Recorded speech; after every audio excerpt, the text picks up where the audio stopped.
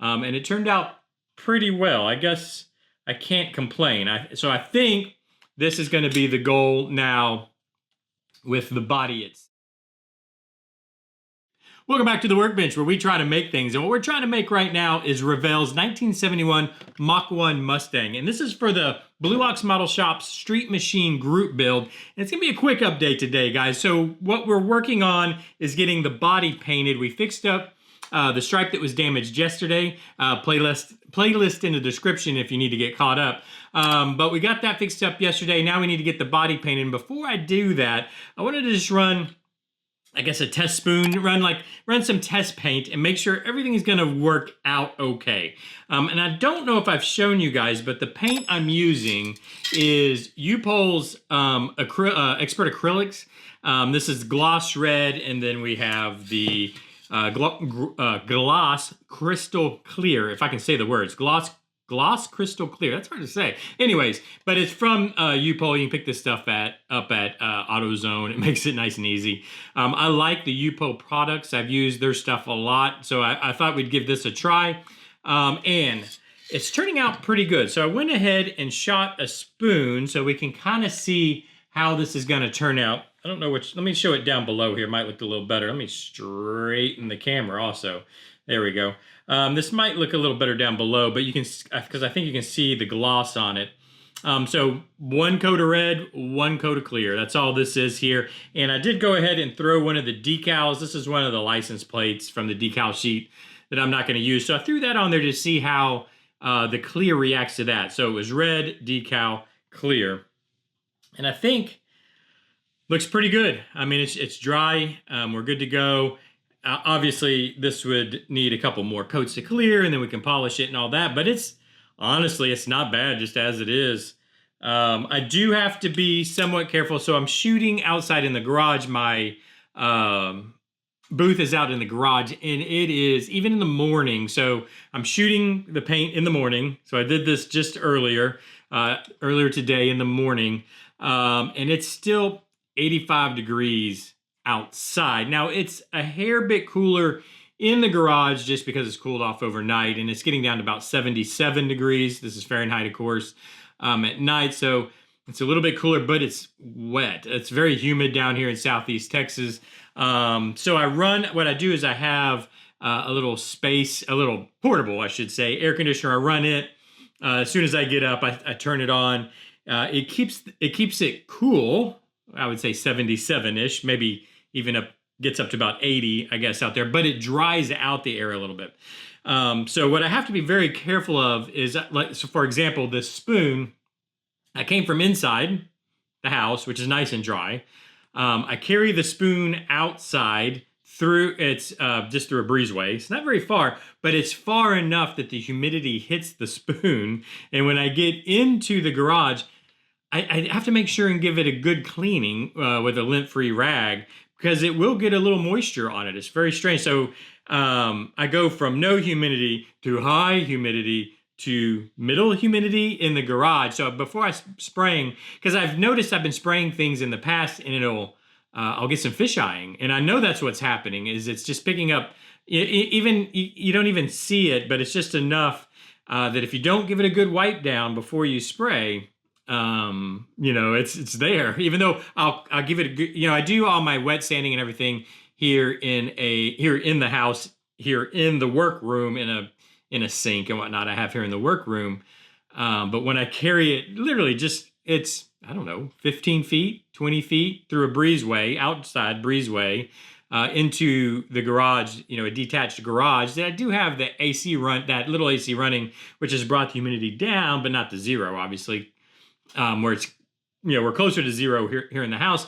Yeah, so I have to make sure and just be aware of that, be cognizant of that. And I think it turned out well. So once I spray it, I immediately bring it back in. I kind of fast step it back into the house where we're at a no humidity, and let it dry.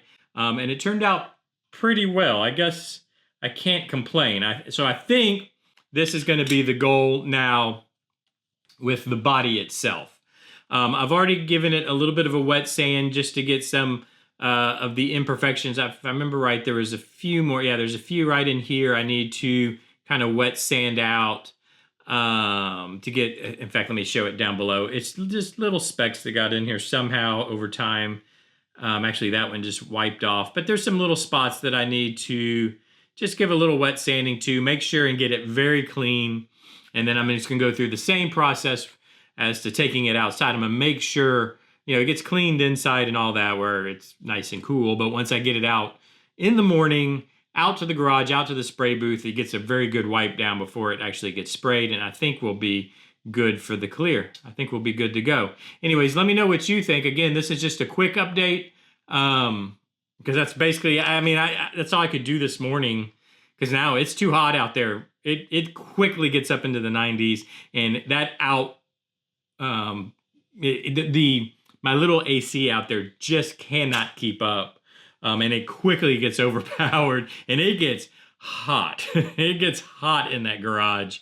So basically this was all I was able to get sprayed. I think in other words, I can probably do a coat a day, which is going to stink. So it's going to take days. You know, the updates are going to be kind of slow to come, I guess. The idea, by the way, the idea is this workroom, and I think I've probably mentioned it, this workroom is actually moving out there to the garage. I've got it built out.